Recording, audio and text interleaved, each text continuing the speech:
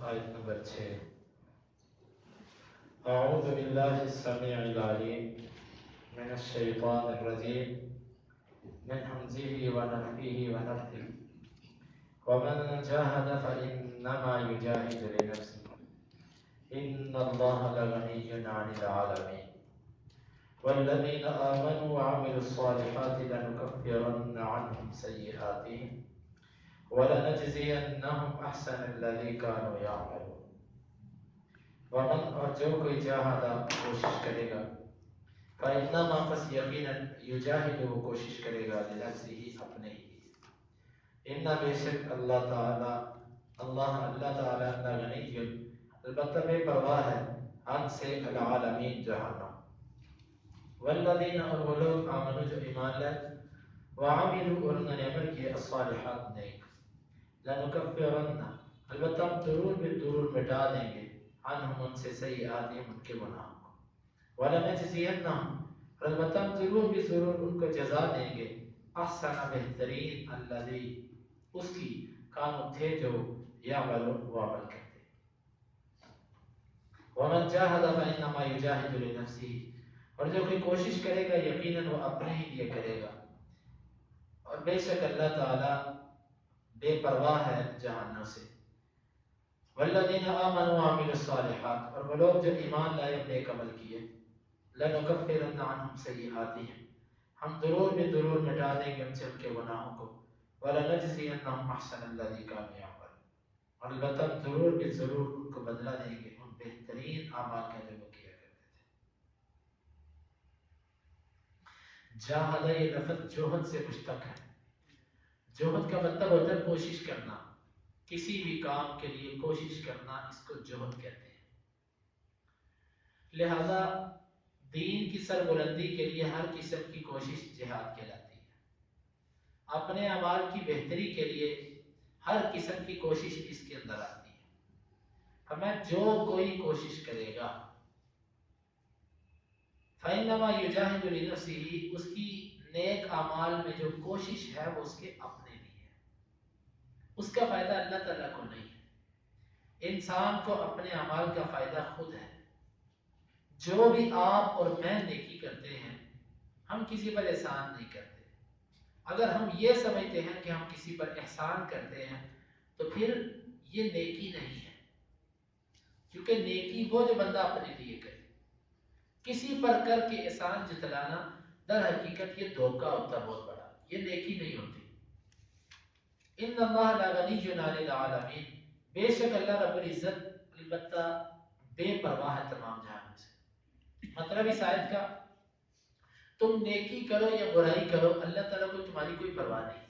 جس طرح حدیث کے اندر آتا ہے کہ اللہ رب العزت نے فرمایا کہ تم سارے کے سارے بندے، پہلا انسان سے لے کے آخری انسان، پہلے جن سے لے کے آخری جن تک، تم سب کے سب مل کے اللہ رب العزت کی اطاعت پہ اتر آؤ، تم اللہ رب العزت کی بادشاہت میں کچھ بھی اضافہ نہیں کر سکتے۔ اور پھر فرمایا کہ اگر تمہارے پہلا انسان، آخری انسان، پہلا جن، آخری جن سب مل کے اللہ تعالیٰ کی نافرمانی میں اتر آؤ، اللہ تعالیٰ کا تم کچھ بھی نہیں بگاڑ سکتے، کچھ بھی نہیں اللہ تعالیٰ کا۔ ان اللہ لغنی عن العالمین اللہ تعالیٰ تمام جہانوں سے بے پرواہ ہے۔ گویا کہ اس آیت میں اللہ رب العزت نے اپنی بے پرواہی کا اظہار فرمایا کہ مجھے کوئی پرواہ نہیں تمہاری عبادت کی، جو تم کرتے ہو یہ تم اپنے لیے کرتے ہو۔ والذین آمنوا وعملوا الصالحات اور وہ لوگ جو ایمان لائے اور نیک اعمال کیے، لنکفرن عنہم سیئاتہم البتہ ہم ضرور بھی ضرور مٹا دیں گے ان سے ان کے گناہوں کو۔ ایمان اور نیک اعمال کا بدلہ یہ ہے کہ ان کی وجہ سے اللہ تعالیٰ گناہوں کو مٹا دیتے ہیں۔ کچھ اعمال ایسے ہیں کہ جن کی وجہ سے صغیرہ گناہ معاف ہوتے ہیں، جیسے وضو کرنا، مسجد کی طرف چل کے آنا، نمازوں کے بعد بیٹھ کے اسی جگہ پر بیٹھے رہنا، اور اسی طرح وقت سے پہلے آ کے نماز کا انتظار کرنا، یہ سب کے سب ایسے اعمال ہیں کہ جو گناہوں کو مٹا دیتے ہیں۔ کچھ اعمال ایسے ہیں کہ جو کبیرہ گناہوں کو مٹاتے ہیں، وہ ان میں توبہ آتی ہے۔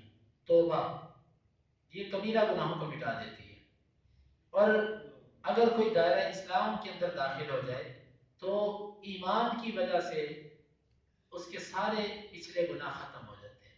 جس طرح کہ عمر بن عاص رضی اللہ عنہ کے ایمان لانے کا واقعہ مشہور ہے کہ وہ جب ایمان لائے تو نبی صلی اللہ علیہ وسلم کے پاس آئے اور ہاتھ آگے بڑھایا بیعت کرنے کے لیے.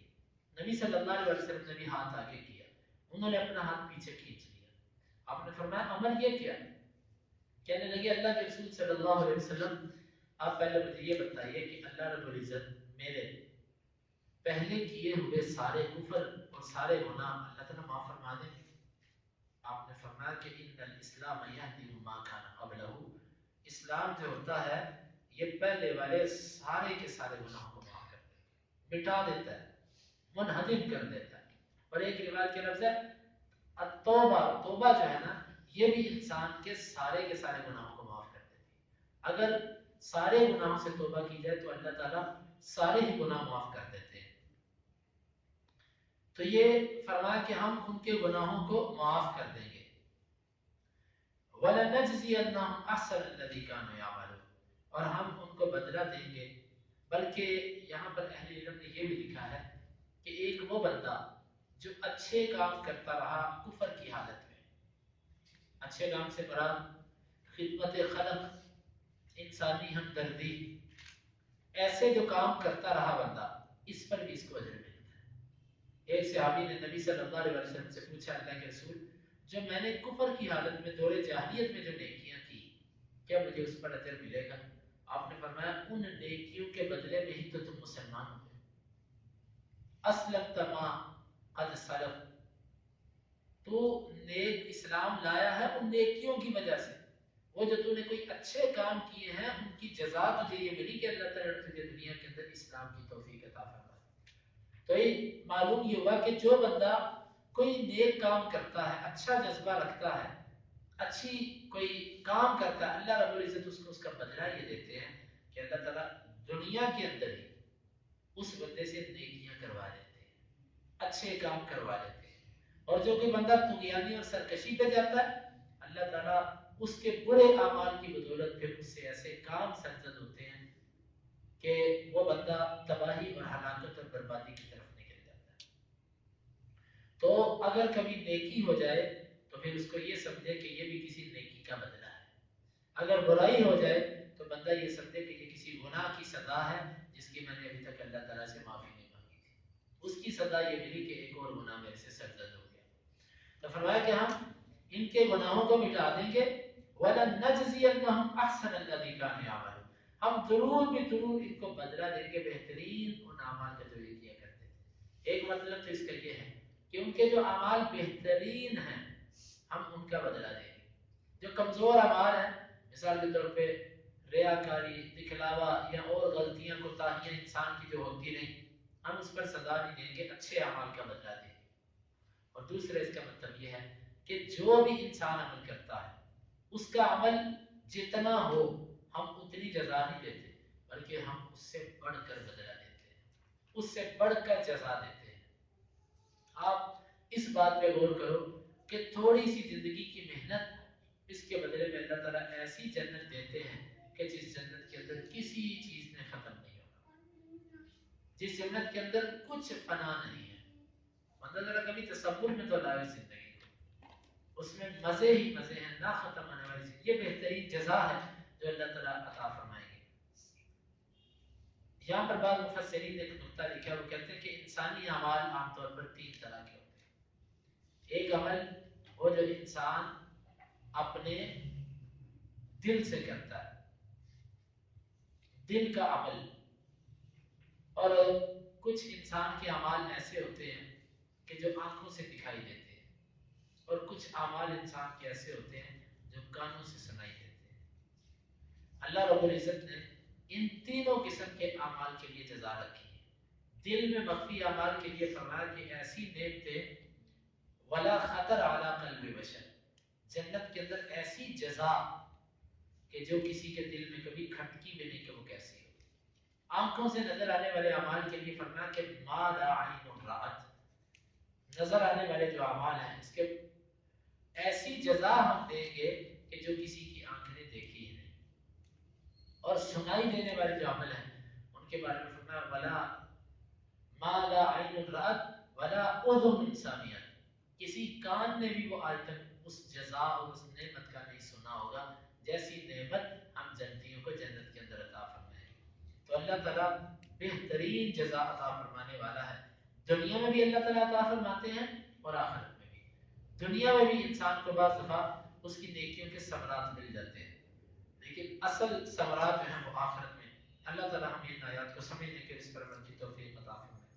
ومن جاہد، اور جو کہ کوشش کرے گا، فإنما يجاهد لنفسه،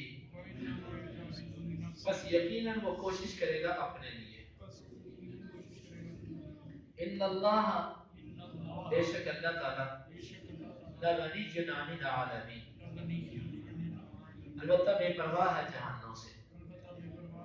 والذین آمنوا، اور وہ لوگ جو ایمان لائے، وعملوا الصالحات، اور نیک اعمال کیے، لنکفرن عنہم سیئاتہم، البتہ ضرور بھی ضرور مٹا دیں گے ان سے ان کے گناہ، ولنجزینہم، اور البتہ ضرور بھی ضرور جزا دیں گے ان کو، احسن الذی کانوا یعملون، بہترین ان اعمال کی جو وہ کیا کرتے تھے۔ اللهم انفعنا بما علمتنا وعلمنا ما ينفعنا وزدنا علما، اللهم اقسم لنا من خشيتك ما يحول بيننا وبين معاصيك، ومن طاعتك ما تبلغنا به جنتك، ومن اليقين ما تهون به علينا مصائب الدنيا، متعنا اللهم بأسماعنا وأبصارنا وقوتنا أبدا ما أحييتنا، واجعله الوارث منا، واجعل ثارنا على من ظلمنا، ولا تجعل مصيبتنا في ديننا، ولا تجعل الدنيا أكبر همنا ولا مبلغ علمنا، ولا تسلط علينا من لا يرحمنا، وآخر دعوانا